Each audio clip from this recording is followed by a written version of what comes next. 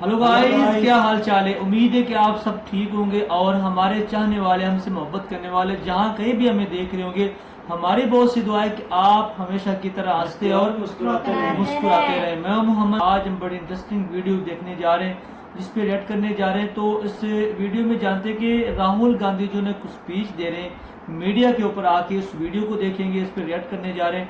तो अगर ये वीडियो आपको अच्छी लगे तो गाइस आपने इस वीडियो को लाइक करना है, अपने दोस्तों के साथ इसको शेयर करना है, और अगर अभी तक आपने हमारे इस चैनल को सब्सक्राइब नहीं किया तो जल्दी से जाके आप हमारे इस चैनल को सब्सक्राइब कर लें। तो आइए गाइस ये वीडियो देखते हैं।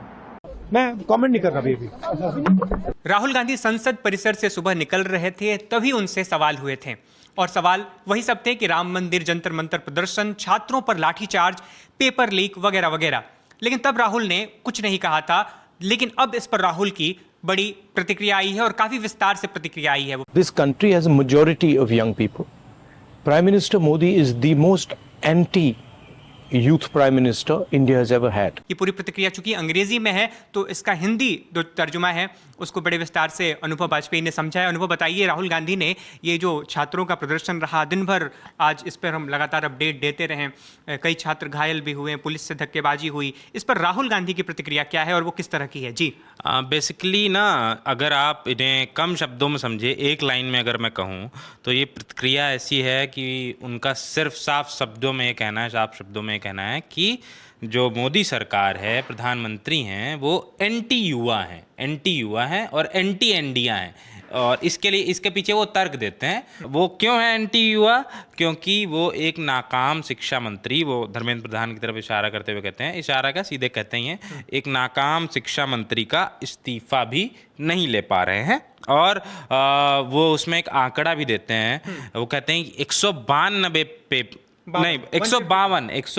पेपर लीक, माफ करिएगा, 152 पेपर लीक और 7.5 करोड़ पीड़ित छात्र हैं। और उनको मिल क्या रहा है?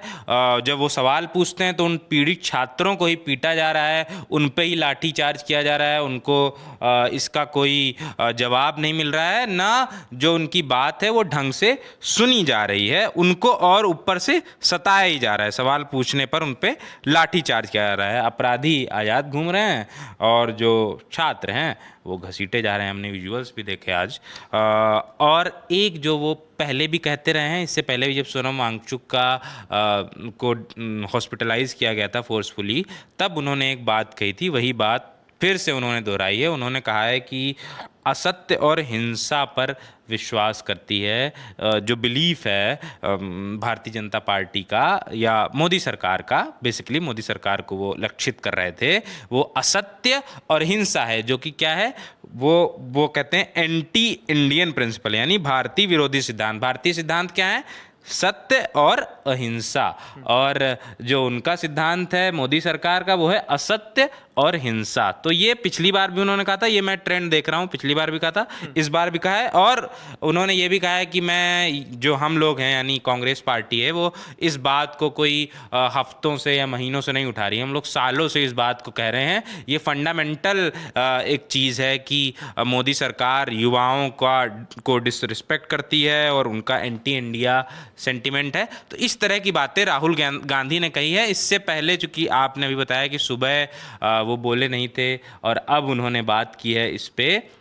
लेकिन यहाँ पे गौर करने वाली बात यह है शुभम, कि उन्होंने किसी भी पार्टी का, बेसिकली कॉकरोच जनता पार्टी का कोई जिक्र नहीं किया। उन्होंने सिर्फ और सिर्फ जिक्र किया है युवाओं का। और वो युवाओं के लिए अलग अलग जगहों पे, जैसे अभी देहरादून में वो हुआ था, है ना, छात्रों के गूंज के नाम से देहरादून में हुआ था, और अलग अलग और भी उनके कुछ कुछ प्लान्स है, वो आगे जाने वाले हैं।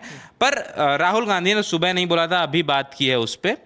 इससे पहले लेकिन हमने देखा है कई कांग्रेस के नेता और बोलते रहे हैं। वो कौन कौन नेता रहे? जैसे मुझे लगता है कि पवन खेड़ा मिलने गए थे, खड़गे ने बात की, कौन कौन लोग रहे हैं वो? अनुभव देखेंगे आपने तो कांग्रेस पार्टी शुरुआत में इस आंदोलन को लेकर एक हिचकिचाहट, एक झिझक भरी तरीके से वो आगे बढ़ी, लेकिन इसमें जो पेशरफ्त हुई, जो जिन लोगों ने इसमें सबसे आगे कदम बढ़ाया, उसमें सबसे पहले केसी वेणुगोपाल ने, सोनम वांगचुक, जब वो उनका 18-19 दिन तक जब ये भूख हड़ताल आमरण अनशन चलता रहा और जब उनकी सेहत बिगड़ती गई, तो सबसे पहले केसी वेणुगोपाल जो उनके संगठन महासचिव है, उन्होंने एक सोशल मीडिया पोस्ट किया, उसके ज़रिए उनको समर्थन दिया। उसके बाद जब ये दिखा कि अरविंद केजरीवाल वहाँ चले गए, डिम्पल यादव चली गई, सभी लोग, जब तमाम लोग चले गए, तो फिर उसके बाद पवन खेड़ा जो कि उनके एक कुशल वक्ता, एक वैसे नेता हैं, उनको वहाँ पर भेजा गया।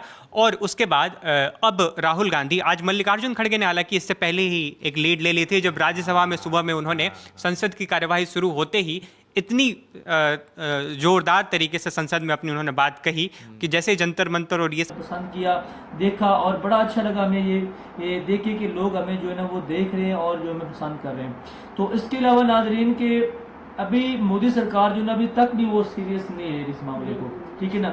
और ये कह लें कि 10 साल 12 साल जो इस वक्त जो कुर्सी पर बैठे हुए या इक़्तिदार में आए मोदी सरकार या पीएम मोदी, लेकिन ये पहली दफ़ा उनके साथ जो ना इतना सख्त जो है ना वो मामला हुआ है। अगर अभी भी वो जो सीरियस नहीं लेंगे या नहीं सुधरेंगे तो उम्मीद है कि आने वाला जो टाइम है, जो आने वाला वक्त है, उसके लिए वो उनके लिए बड़ी मुश्किल जो है ना वो खड़ी हो सकती है।